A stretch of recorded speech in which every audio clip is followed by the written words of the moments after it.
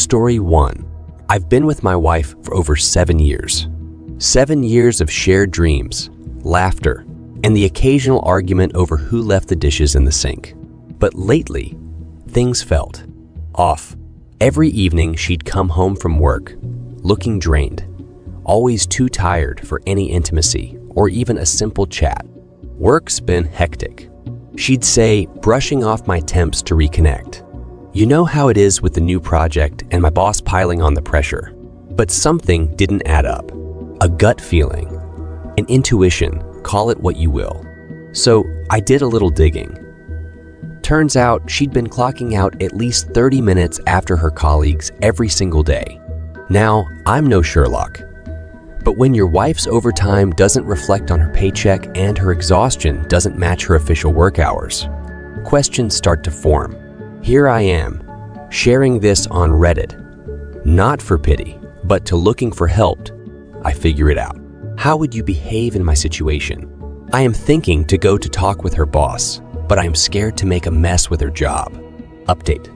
After sharing my initial doubts and suspicions here, I took the bold step of confronting the very source of my unease, my wife's boss. I needed answers, and I felt that speaking to him directly might shed some light on the situation.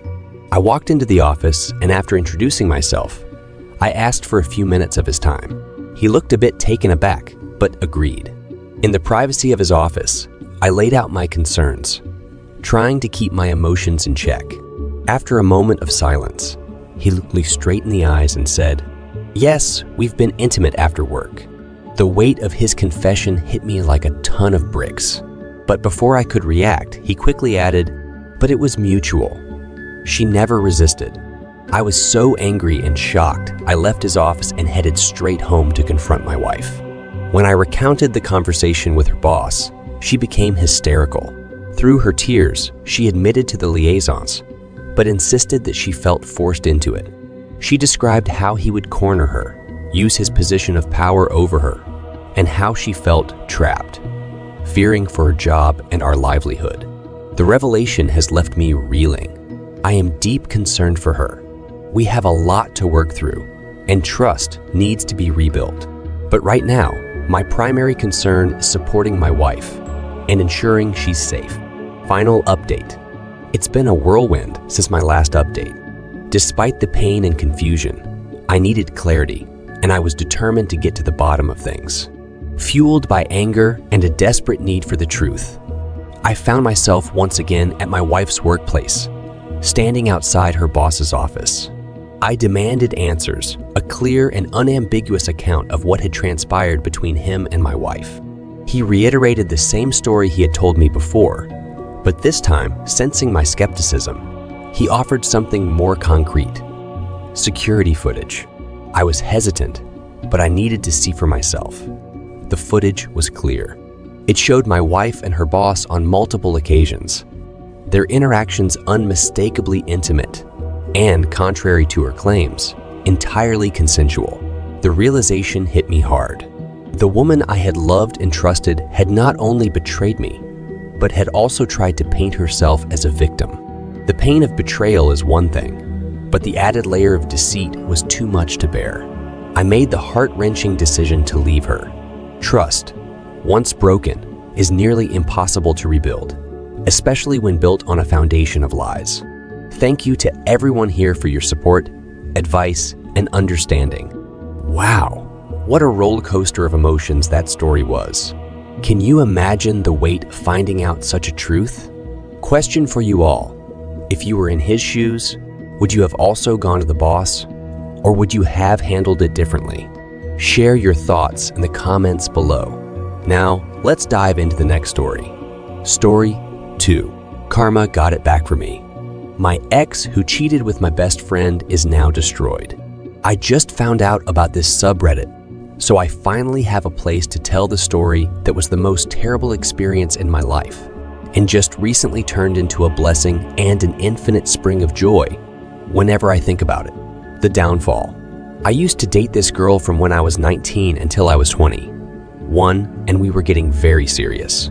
One day, I found out someone had gifted her a rose, to which I thought nothing of, But she started having more of a private life, hiding her phone, telling me not to say I love her so frequently, going out almost every night with girls and asking me not to come to the same club or restaurant.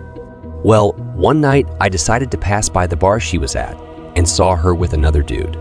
This is how I ended our relationship and never spoke to her again. This left a huge mark on me, and I was never able to love this hard another girl.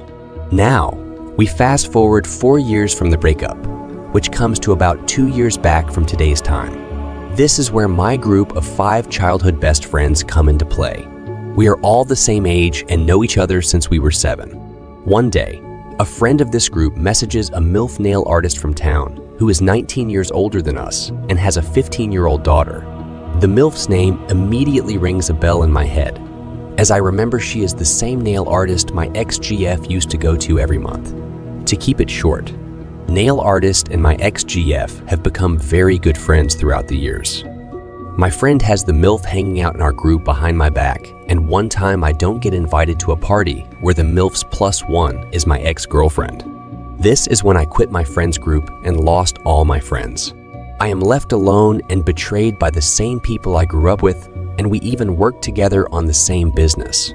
So anyway, with my departure of the group, another one of my best friends decides to date my ex. This is how their friends group gets tangled like pig intestines. The culmination, and we now come to present time. During all those years, my mother stays a very good friend with the mother of the friend who started dating the MILF. This is how I got all my info on what happened further in their little shit group throughout this time. Turns out my friend got married to the MILF 6 months ago. He is 27 and she is 46. Needless to say, his father and mother are destroyed by his choice of wife, and they say they are ashamed to meet friends and relatives over this whole situation. His father, very rich, decided to gift them an apartment where they can live with the MILF's now 17-years-old daughter. The daughter turns out to be very unleashed, as she is having boyfriends over at their apartment very often. There was even a situation where my friend had to kick out a naked boy who was sleeping with his stepdaughter in his own bed. And this is where things get shockingly better. Remember my ex-GE, who dated another one of my best friends? Well, they just got separated 11 days ago. They guy is currently in custody awaiting trial for sleeping with the MILF's 17-years-old daughter. I couldn't confirm the identity of the poor daughter since she is a minor, but I have gotten the initials. First, 2 letters of the first and family name of my friend, so it is confirmed. From a story that I have had nightmares from for years and years, this has turned out to be the most karma bites back story I have had in my life. What do you think about this story? Let us know in the comments. That's the end of our episode for today. If you enjoyed these stories and want more, don't forget to like, share,